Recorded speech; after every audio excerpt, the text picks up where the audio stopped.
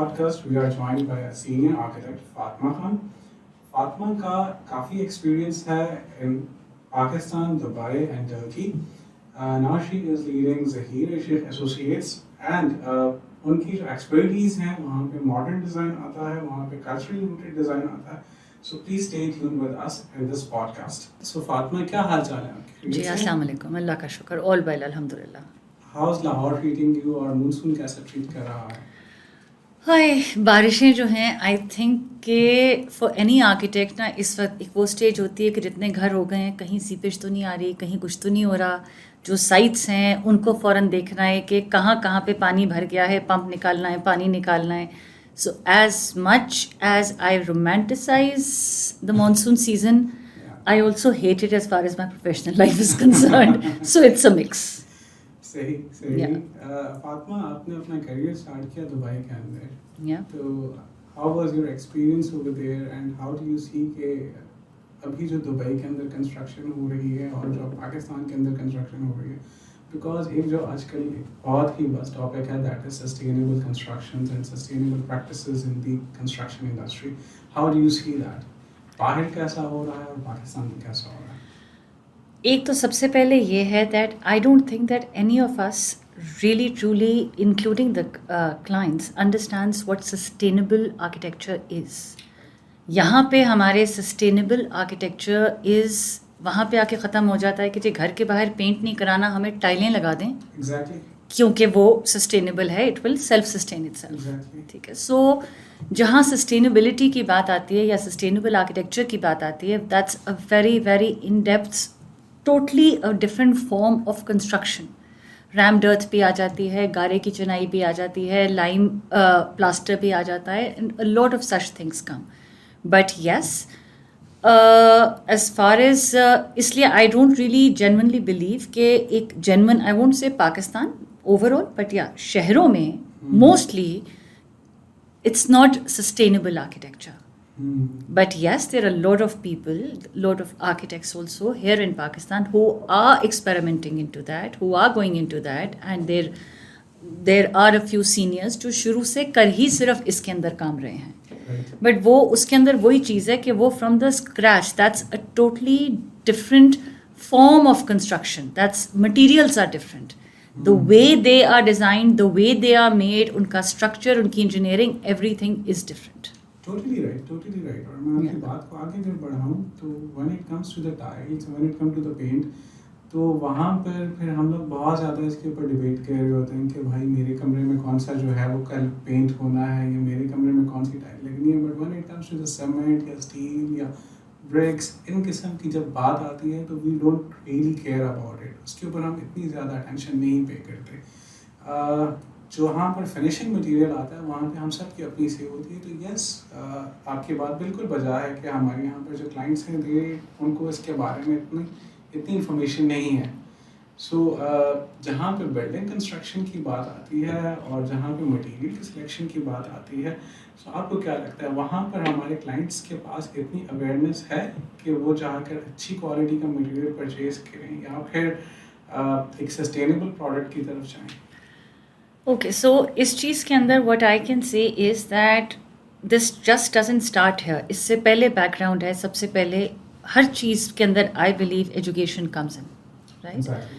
So the architects have to be educated enough to educate their clients.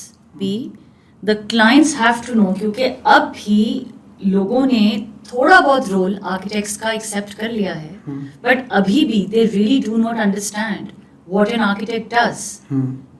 हमारे यहाँ क्योंकि कोई रेगुलेटरी बॉडीज नहीं है, कोई एसोसिएशंस नहीं हैं, इसलिए चाहे मटेरियल्स हों, चाहे कंस्ट्रक्शन हो, आपके BOQs हों या आपके आर्किटेक्ट्स हों, कोई इतना रीजनेबल होगा तो कोई यहाँ पर होगा. ऐसा ही है. ठीक है.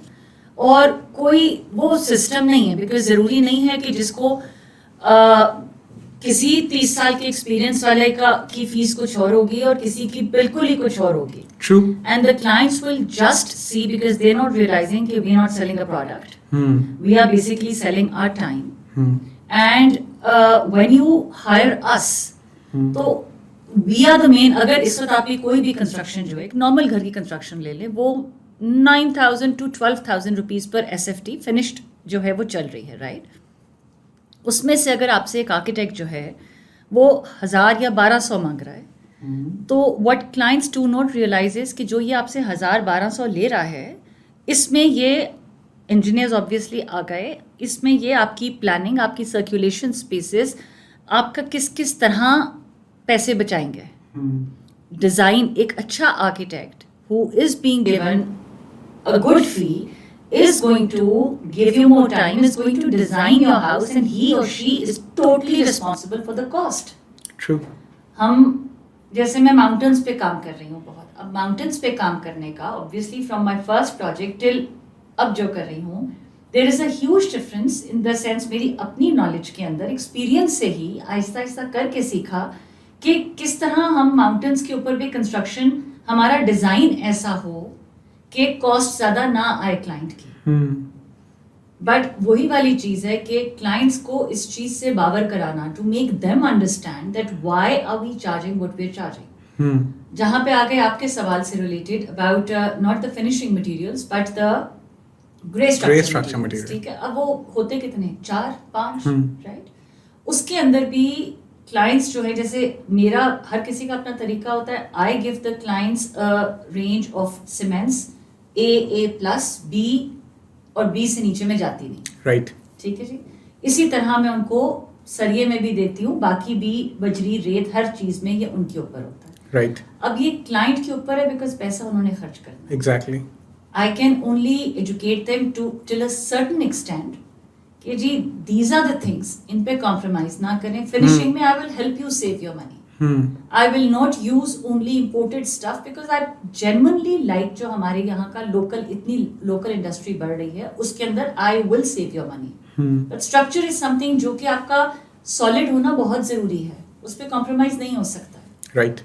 So उसके अंदर ना सिर्फ फिर बहुत सारे ठेकेदार आ जाते हैं. Exactly. Workmanship is also very important. Recently क्या, कल ही client told me कि हमारी कंस्ट्रक्शन शुरू होनी थी and he was interviewing contractors. So one of the contractors उसने कमेंट दिया, ਉਹਨਾਂ ਦੀ ਬਿਲਡਿੰਗਾਂ 'ਚ ਜੀ ਸਟੀਲ ਬੜਾ ਪੈਂਦਾ ਹੈ, ਇਸ ਵਾਸਤੇ ਉਹਨਾਂ ਦੀ ਬਿਲਡਿੰਗਾਂ ਮਹਿੰਗੀਆਂ ਹੋ ਜਾਂਦੀਆਂ ਨੇ. ठीक है. ठीक है. नाउ उसने ये कह दिया और क्लाइंट ने उसकी बात मान के मुझे फौरन ही कह दिया, आपके डिज़ाइन बड़े महंगे होते हैं. सही. He did not see कि वो किस प्रोजेक्ट के बारे में बात, because I knew that contractor and I knew specifically किस प्रोजेक्ट के बारे में बात कर रहे हैं. Now this was a project जिसमें there were 50 feet cantilevers. Right. Because it was a mid-century modern project. Right. और उसके अंदर the whole house, the name of the house is 6 beams because it's all about those cantilevered beams. Right. So obviously उसमें Chambers थे, बाकी चीज़ें थी जितनी, क्योंकि मेरी कोशिश ये होती है कि मेरा ग्राउंड रहे, बिकॉज इतने लैंड्स उस तरह हो गए हैं दैट मेरा ग्राउंड फ्लोर जो है वो बचे से बचा रहे और फर्स्ट फ्लोर को मैं एक्सपैंड कर दूँ. राइट.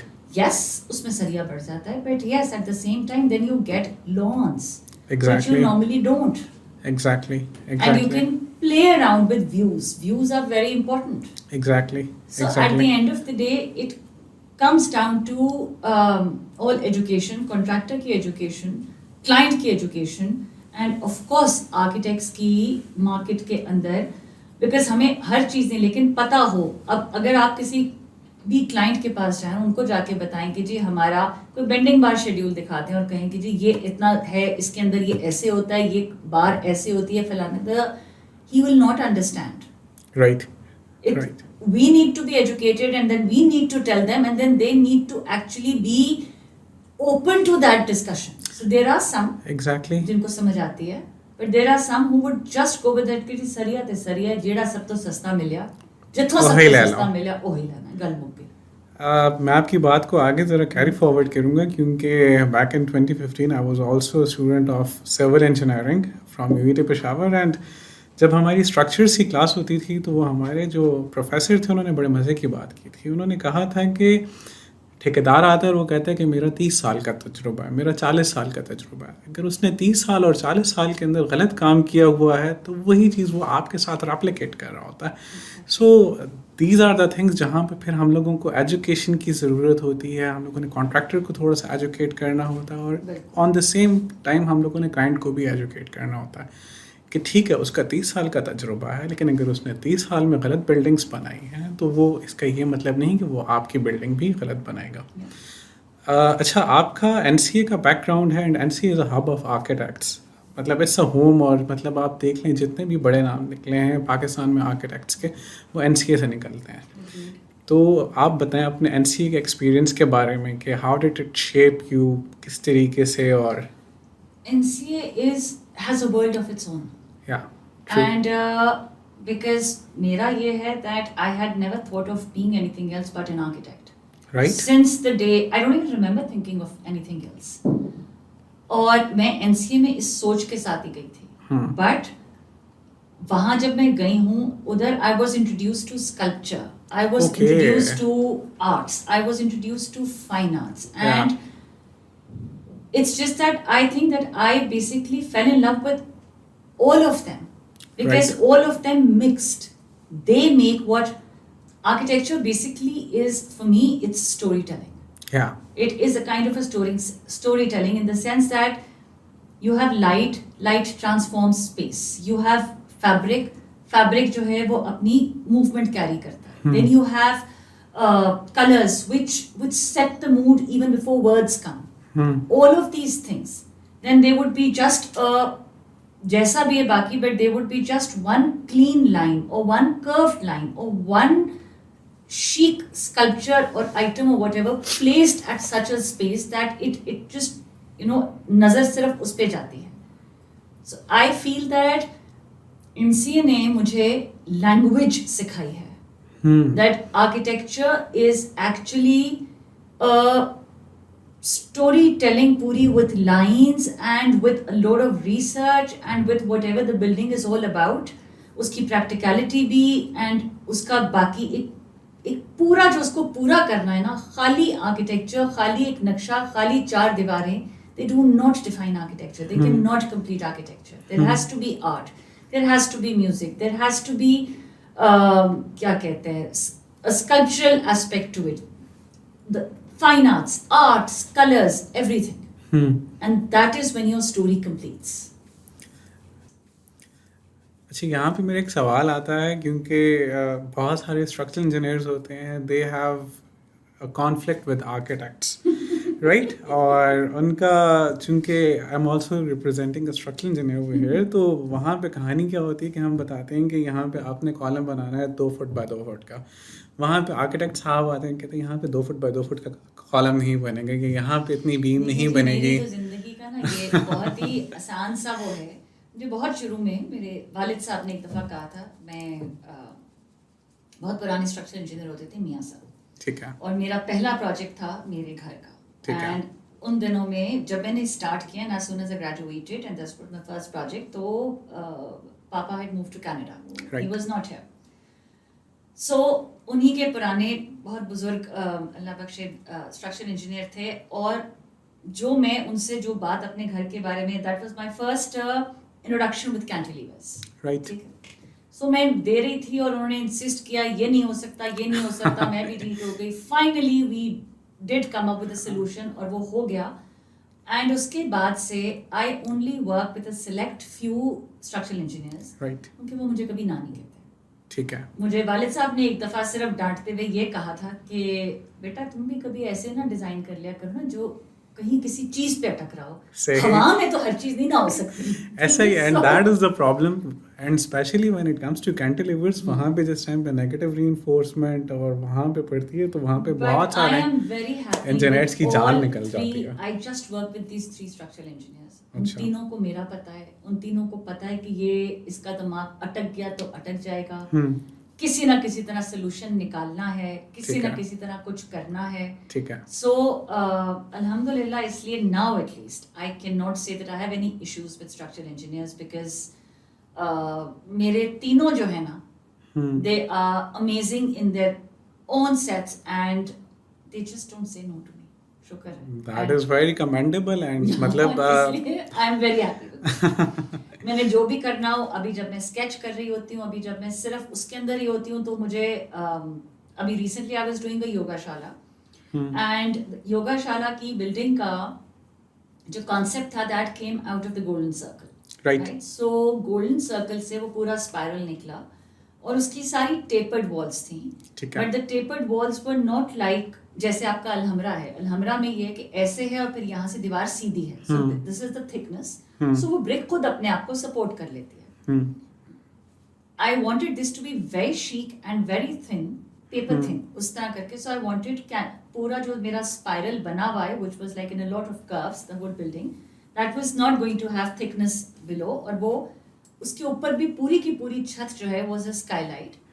सो बेसिकली वो पूरा का पूरा structure was going to be poured in ऐसे करके, क्योंकि वो पूरा एक से दूसरी चीज ने दूसरे को सपोर्ट किया हुआ था. It was Right. All one.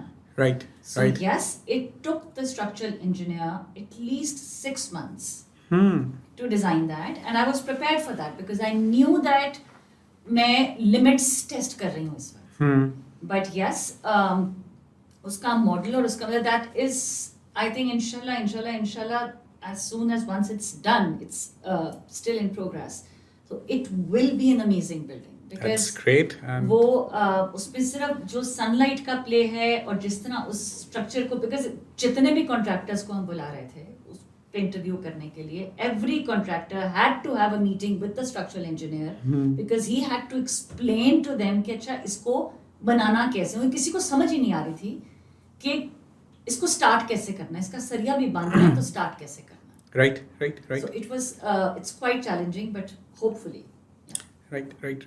अच्छा, आपने दुबई के अंदर भी काम किया है और आपने टर्की के अंदर भी काम किया है. टर्की के आर्किटेक्ट्स खैर ऑल अराउंड द ग्लोब, मतलब दे आर वेरी रिनोड, और उनका जो आर्किटेक्चरल सेंस है वो बहुत ही कमेंडेबल है. तो आपने वहाँ पर जो काम किया और आप पाकिस्तान के अंदर जो काम कर रही हैं, आपको क्या डिफरेंस फील होता है?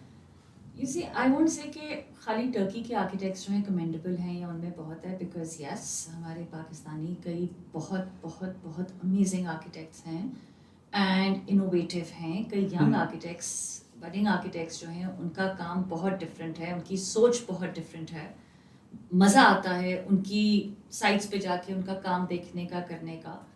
But yes, two main difference internationally or यहाँ, and I'm working currently in Canada as well. I'm doing a few projects there as well. So internationally मैंने जो फर्क देखा है उसमें सिर्फ देखा है there's more attention to detail over there. Right.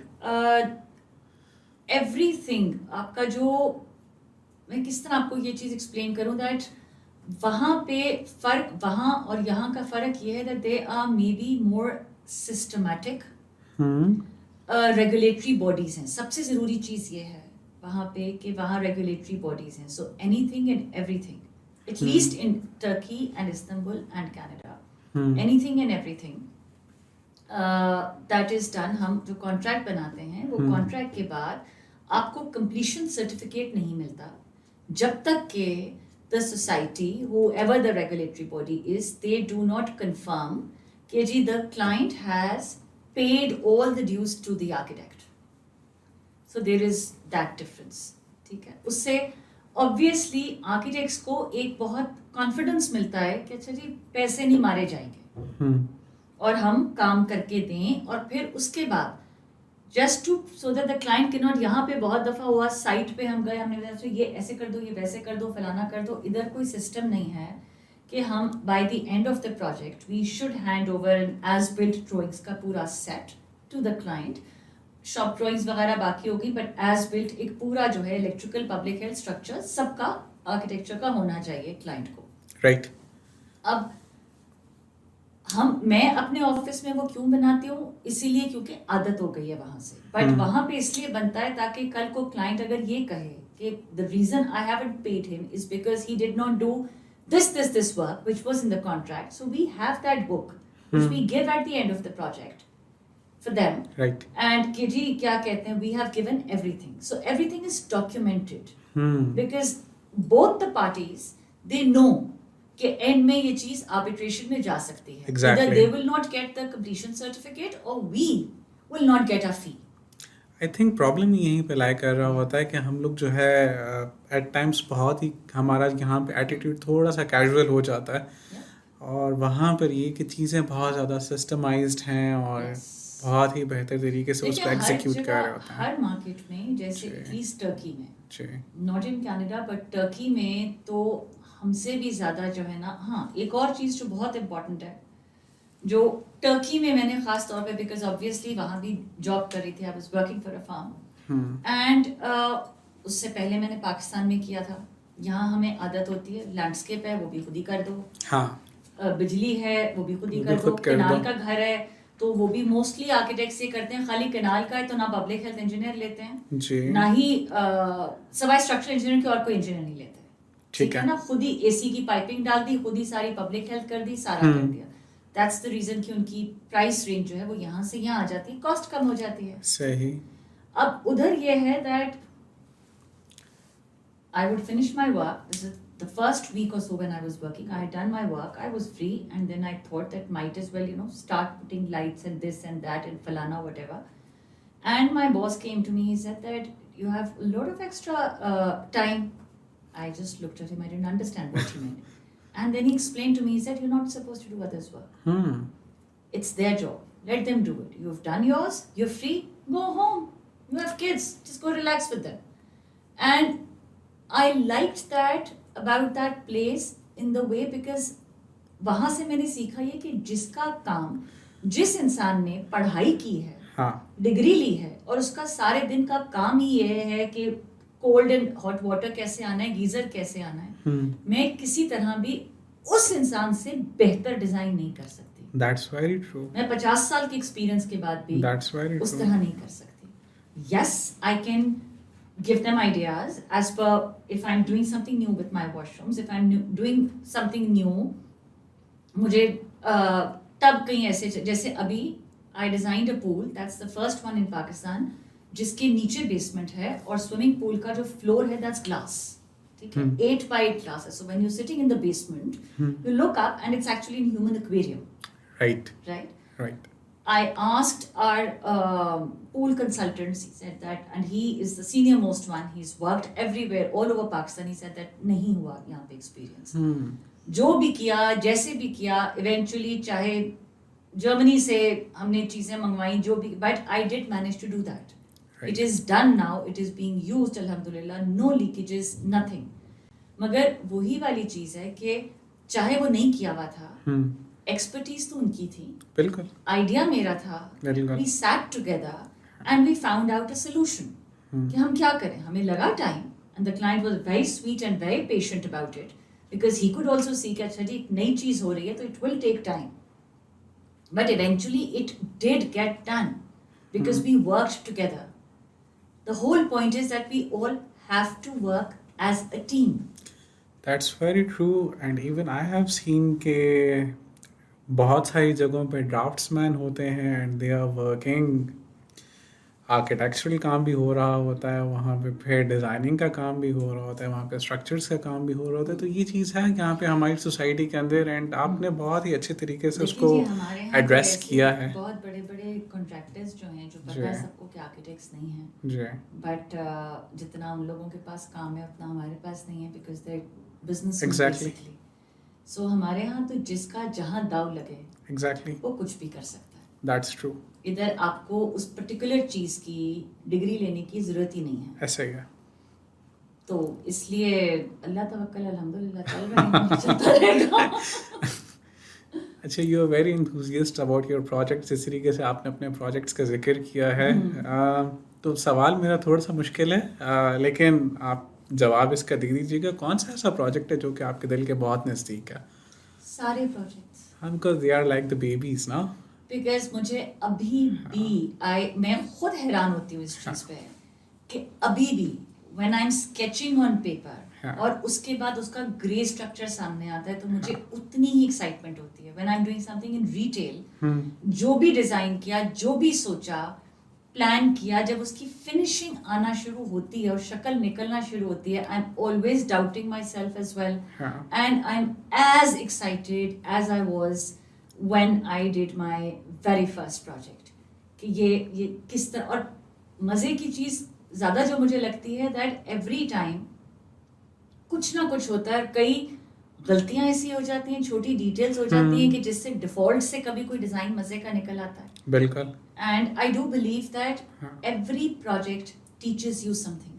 हम्म. कोई ना कोई लेसन आप सीखते हो, वो चाहे वाटर प्रूफिंग के बारे में कोई नया एंगल आ जाए, कोई आपका स्ट्रक्चरल डिटेल्स के बारे में कोई नई चीज़ आ जाए, कोई आपका अगेन ग्रे स्ट्रक्चर से रिलेटेड ही बहुत सारी चीज़ें, फिनिशेस से रिलेटेड, बट एवरी प्रोजेक्ट जो है probably that is why I'm not sure whether it's a good thing or bad thing. But मेरे जितने भी प्रोजेक्ट्स हैं, अगर उनको एक लाइन में एप्पल टू एप्पल कंपैरिजन करना हो, तो फॉर एग्जांपल जो सलोन्स हैं वो भी अगर आप ये रखेंगे 4-5 व्हाटएवर सलोन्स, तो लगेगा नहीं कि किसी एक इंटीरियर डिजाइनर या आर्किटेक्ट ने किए हैं. राइट. आप मेरे घर रखें सामने तो वो भी आपको नहीं पता चलेगा कि लैंग्वेज एक है, बिकॉज है ही नहीं. It all depends on the site speaks to me, the surroundings speak to me, the family, how they live, if it's a house, of course. उनकी entertainment कैसी है, क्या है, हर चीज़ कैसे, मैं बना कहाँ पे रही हूँ. I would give mountains पे घर है तो वो जैसे स्कर्दू में I'm doing a project that's totally vernacular. उधर का ही जो पुरानी खानकाहों का आर्किटेक्चर था, जो वे ऑफ कंस्ट्रक्शन था, रबल स्टोन मेसनरी और ऊपर लकड़ी की वो, so we kind of reintroduce that. Can you imagine, हमें उसकी लेबर नहीं मिल रही थी. We actually had to find specialised labour for that. और अभी भी क्योंकि ऑफ कोर्स उसको मॉडर्न अमेनिटीज, मॉडर्न टाइम्स के साथ जोड़ना था, इट्स अ सीस्मिक जोन, तो फ्रेम स्ट्रक्चर बनाया, बीच में इनबिल्ट वॉल्स जो हैं वो की, बीम्स पे दोनों तरफ से सिर्फ लकड़ी के वो लगाए ताकि वो लगे कि लकड़ी के बीम्स हैं बीच में, एवरीथिंग उसी तरह गेबल रूफ्स और सब कुछ. So it all really depends कि आप लोग क्या कर रहे हैं और किस डायरेक्शन में जा रहे हैं. राइट. अच्छा, अभी ज़रा कंस्ट्रक्शन इंडस्ट्री की बात करते हैं, पाकिस्तान की कंस्ट्रक्शन इंडस्ट्री की. जब कोविड था उस टाइम पे बंद हो गया सब कुछ, उसके बाद थोड़ी एमनेस्टीज आई, कंस्ट्रक्शन इंडस्ट्री ने थोड़ा सा बूम पकड़ा. फिर उसके बाद पॉलिसी रेट जो था वो इट वाज ऑन 9%, तो वहाँ पे घर बनाना और बाकी कंस्ट्रक्शन एक्टिविटीज़ का होना ज़रा बढ़ गया. लेकिन उसके बाद जब रिजीम चेंज हुआ और उसके बाद पॉलिसी रेट इंक्रीज़ हुआ, और एक तरह से ये जो रियल स्टेट था और जो कंस्ट्रक्शन इंडस्ट्री थी वो एक तरह से आके जो है वहाँ पे एक फुल स्टॉप लग गया था. अभी आप 2025 में क्या देख रही हैं कि कंस्ट्रक्शन इंडस्ट्री जो है वो कौन से फेज़ में जा रही है, और आप फ्यूचर प्रॉस्पेक्ट्स क्या हैं इस इंडस्ट्री के? Very interesting. एक्चुअली पता है हर किसी का अलग अलग एक्सपीरियंस है. टू बी ऑनेस्ट के ऑब्वियसली आपके इकोनॉमिक क्राइसिस आए, आपकी इन्फ्लेशन आए, आपकी रिजीम्स चेंज एंड एवरीथिंग, उसका कहीं भी आप बैठे हो, it's not just here, but कहीं भी आप हों तो ऑफ कोर्स उसका इम्पैक्ट आता है कंस्ट्रक्शन इंडस्ट्री पे, क्या हर किस्म की इंडस्ट्री पे आता है, बट पर्टिकुलरली कंस्ट्रक्शन से रिलेटेड ये है कि पॉलिसीज आपकी जब चेंज हो जाती हैं, आपके कैपिटल गेन टैक्सेस लग जाते हैं. लास्ट ईयर तक इन्फ्लेशन हमारी 24% थी. एग्जैक्टली. ठीक है, इस साल 4% है, बट दैट डजंट मीन कि वो कम हो गई है. The rate of inflation is less. हाँ, वो हो गई, मगर वो तो जो कीमतें बढ़ गई वो तो नीचे नहीं आई. Exactly. 24 से 28 हो गया. Exactly. ठीक है, That's the point. So exactly वो चीज बढ़ती गई. अब वाकई में घर बनाना लोगों के लिए एक मुश्किल चीज है. उसके बाद then there were a load of people who were investing कि जी प्लॉट लिया, उसको रखा, या 2 प्लॉट्स लिए, एक प्लॉट को बेच के इरादा बनाया दूसरा का करें. बट फिर उसके बाद जब से ये चीज़ भी आ गई कि आपके इन्वेस्टमेंट वाले जो प्लॉट्स हैं आप उस पर टैक्स दे रहे हैं, सो आप you lose out on that as well. You stop, people have stopped doing that as well. So overall जो है फिर आपने देखा ये कि इस वक्त कंस्ट्रक्शन से रिलेटेड जो खासतौर पे वो कॉन्ट्रैक्टर्स जो टर्नकी का काम करते हैं, अब पहले हमारे लिए बड़ा नॉर्मल होता था कि बस 5% लगाया कि 5% तक अगर इन्फ्लेशन हुई तो कॉन्ट्रैक्टर विल बेयर टर्नकी में, otherwise the client will bear. मगर अब ये 5% तक का कोई रखता ही नहीं, अब ये क्लॉज कोई नहीं रखता. अब इसी को हटा दिया और ये कर दिया कि जी जो रेट बढ़ेंगे ये फिक्स्ड हो गए, और अगर फिक्स्ड है तो वो विद इन दिस टाइमलाइन के अंदर है. लेकिन उस पे भी अपने आप को कॉन्ट्रैक्टर्स सेव करने के लिए अपना इतना, क्योंकि एम्बिग्विटी इतनी है ना, आपको पता ही नहीं है कि इस वक्त कल क्या होगा। हमें नहीं पता कि सीमेंट किस दिन, हम रात को सोएंगे नॉर्मल सीमेंट के रेट पे, सुबह उठेंगे तो दुनिया बदल गई होगी सीमेंट ऐसा ही है।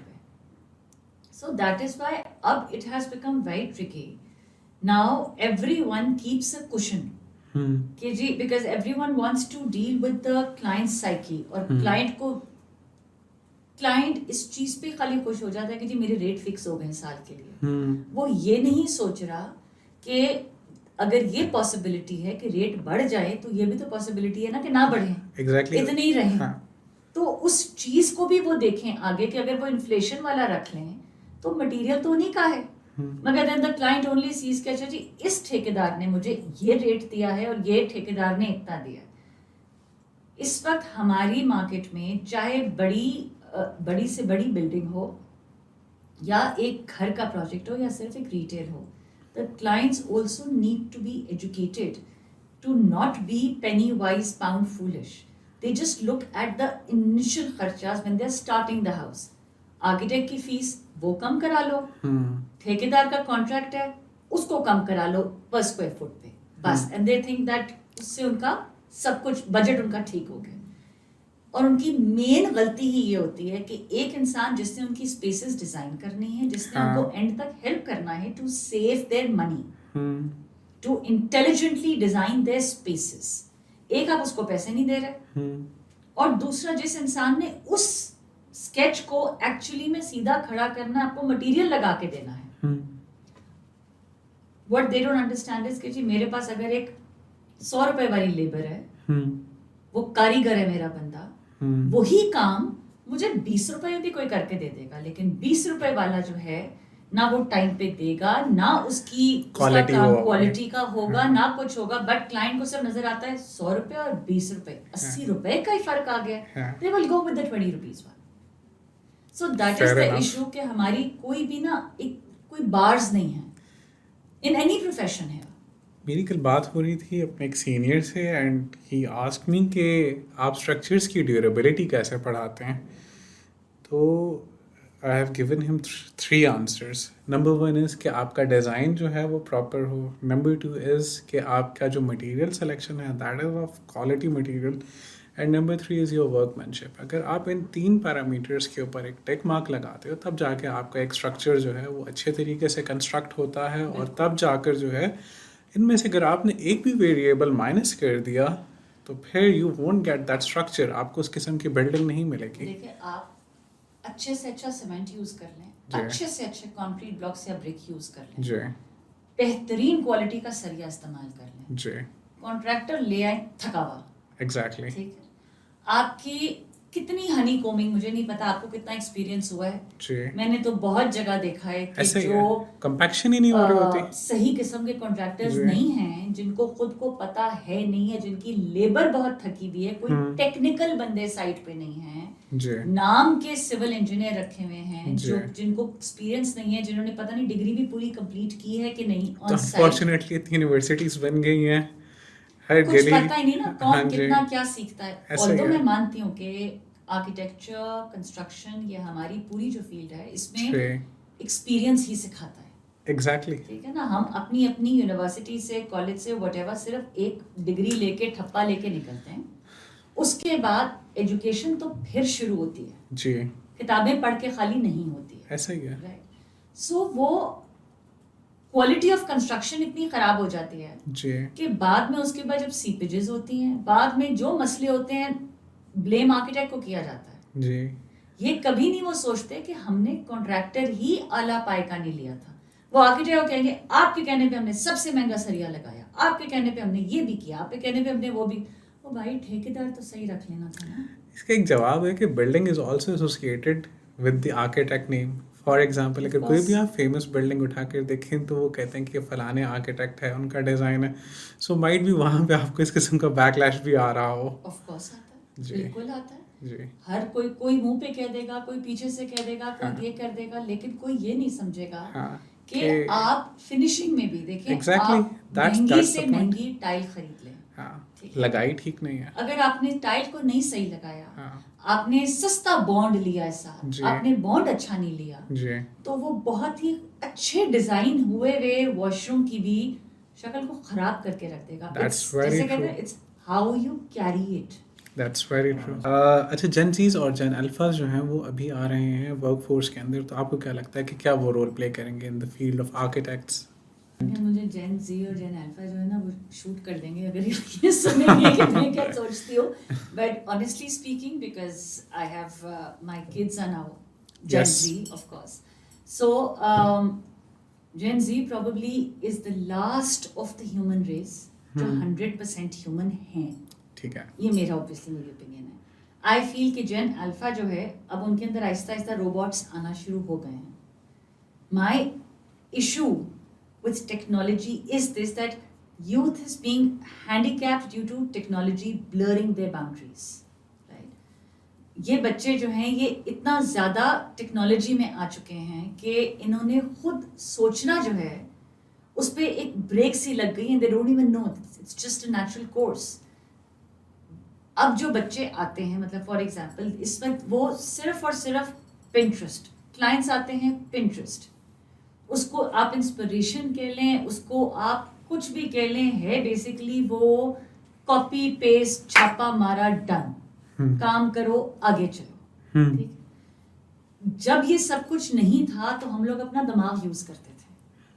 अब इस वक्त छोटे बच्चों से लेके इस वक्त बहुत बड़ा डायलेमा है ये जेन अल्फा के पेरेंट्स में कि जी हर वक्त जो है मोबाइल है, आईपैड है, ये है, वो है, फलाना है, but coming again just to architecture, उसमें ये है कि हाँ अब तो एआई भी आ गया है, so yes these kids are very good in giving their commands, ठीक है। वो एआई को कह देंगे हमें ये बना दो, ये बना दो, ये बना दो, थोड़े अच्छे बहुत प्रॉम्प्ट्स भी दे देंगे, मगर जो भी चीज है वो काम उनका नहीं है, वो एक रोबोट का काम है। वो रोबोट अपने दिमाग, अपने एल्गोरिथम्स के हिसाब से एक चीज बना रहा है। Very true.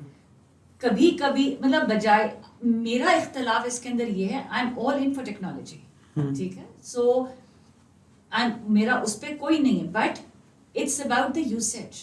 I think that even in universities now बच्चों को ये समझाना चाहिए कि इसको किस तरह यूज करना है, not for design purposes. Design खुद करें, अपना दिमाग लगाएं, और उसके बाद उस डिजाइन को फॉर्म देने के लिए, कमाल की प्रेजेंटेशन देने के लिए, सोशल मीडिया का वक्त है, उसके लिए पोस्ट बनाने के लिए, उसके लिए अपनी सारी टेक्नोलॉजी यूज करें। Very well said. सो इस तरह की जो चीजें हैं ना, they really bother me a lot. I think के दिमाग, I don't know what the future holds, and of course probably बहुत अमेजिंग बिल्डिंग्स बनेंगी आगे जाके, मगर पता नहीं क्यों मुझे ये लगता है कि जो हमारे बहुत सीनियर्स थे, जितना उन्होंने दिमाग से अपने सोच के स्केचेस बना के, और वो जो चीज थी ना पुराने आर्किटेक्ट्स के स्केचेस, पर्सपेक्टिव्स, और वो सब निकलते हैं। आजकल कितने लोग बैठ के बनाते हैं, कितने बच्चे ये करते हैं, और आगे जाके शायद technologically buildings would be awesome, they would be, may be they would even be flying buildings, I don't no, जिस तरफ दुनिया जा रही है। राइट। अच्छा, हमारा लास्ट एक राउंड है रैपिड फायर का, तो इसमें आपने जो है वन वर्ड आंसर देना है, ठीक है? Just one word. या वन वर्ड। ठीक है। One word that describes your design style. Simplicity. All-time favorite architect. Zahir Alam Sheikh. A city whose architecture you adore. Istanbul. Coffee in office or chai on site? Chai on site, definitely. Right. Early morning site visit or late night design sessions? Late night design sessions. One thing you always carry to site. चौक का डब्बा। और इसकी एक बहुत interesting story है, जी। वो ये है, if you can allow me, Please, please. Why चौक का डब्बा। So when I moved to Istanbul, नई and I realized कि language was an issue over there. So मेरी जो पहली वहाँ पे जॉब थी, और फिर उन्होंने मुझे एक साइट पे भेजा है, मैं colleague, a Turkish colleague was supposed to accompany me over there. For some reason she could not come. She got stuck somewhere at another site and I was all alone. अब मैं वहाँ गई हूँ, I could see कि मैंने क्या समझाना है और क्या करना है। The only problem was this कि जिस तरह हमारी पंजाबी होती है और एक ठेठ पंजाबी होती है, उनकी भी टर्किश होती है और एक ठेठ टर्किश होती है। Right. मुझे टर्किश ही नहीं आती थी, तो ठेठ तो दूर की बात है। I actually मतलब I called up माय वालिद साहब फ्रॉम देयर एंड मैंने तो रोना शुरू कर दिया. मैंने कहा मुझे तो नौकरी से निकाल देंगे, मुझे समझ नहीं आ रही कि मैं इनसे कम्युनिकेट कैसे करूं और मैं कैसे बताऊं क्या चीज़ गलत है क्या सही है. और मुझे जो एक लिस्ट थी पूरी जो मैंने काम बताना था और करना था कि मुझे नहीं समझ आ रही. सो उन्होंने सिर्फ मुझसे एक बात की, उन्होंने कहा कि अपना काम आता है. मैंने कहा जी. कहते पर लैंग्वेज का मसला नहीं है. As long as you know your work, draw करो, ड्राइंग करो, ड्राइंग करके बताओ, लिखी हुई लैंग्वेज से बात करो, इशारों की जुबान से बात करो, काम आना जरूरी है. तो उस वक्त क्योंकि जिप्सम सीलिंग का काम हो रहा था और बाकी चीज़ें भी थी तो जिप्सम के पीसेस थे. सो मुझे उस वक्त तक टर्किश के 2 लफ्ज़ अच्छी तरह आते थे. एक था यानलिश मीनिंग इट्स राइट और एक था सॉरी इट्स रॉन्ग और दोरू मीनिंग इट्स राइट. तो मैंने एक डंडा पकड़ा साइड से, मैं हर जगह जाके सिर्फ टिंग टिंग टिंग करती थी. उसके बाद पहले बोलती थी यानलिश अगर तो वो है गलत है और उसके बाद मैं चौक से पूरा वो स्केच कर देती थी. उस वक्त से ऐसी आदत ये पड़ी है दैट यहाँ पे भी अब वापस आके भी ऑन ऑल द साइट्स मैंने जब कुछ समझाना होता है on all my sites you will see एक दफ़ा ग्रे स्ट्रक्चर खड़ा हो जाता है तो मेरे चौक के स्केचेस जो है ना जगह जगह हर दीवार पे बने होते हैं. Interesting. So that's the story of Chalk ka Dabba and me Right. on sites. Very interesting. Ji. When you're not working, you are Thinking about work. Fatma Khan in one hashtag. Just an architect. Nothing else. Thank you Fatma so Khan, very the much. architect. That's it. It was a pleasure meeting you and so much. I hope जितनी audience ने देखा होगा उन्होंने ये podcast बहुत enjoy किया होगा. I certainly hope so कि कुछ सीख भी लिया हो. Hopefully कुछ थोड़ा पता चल गया हो, कुछ मजीद questions करे इस बारे में. एंड अगर कोई 2 या 3 लोग भी ऐसे हैं जो ये देखते हैं उसमें से कोई 2-3 लोगों को भी रोल ऑफ एन आर्किटेक्ट समझ आ जाए और वो जब अपना आर्किटेक्ट चूज करें तो वो ये सब सोच के करें, ना सिर्फ कि ये सोच के करें कि सबसे रीजनेबल कौन है. तो I think my work would be done. Thank you so much, madam. You're most welcome. Thank you. Thank you Thank so you. much. Allah Hafiz. Hafiz.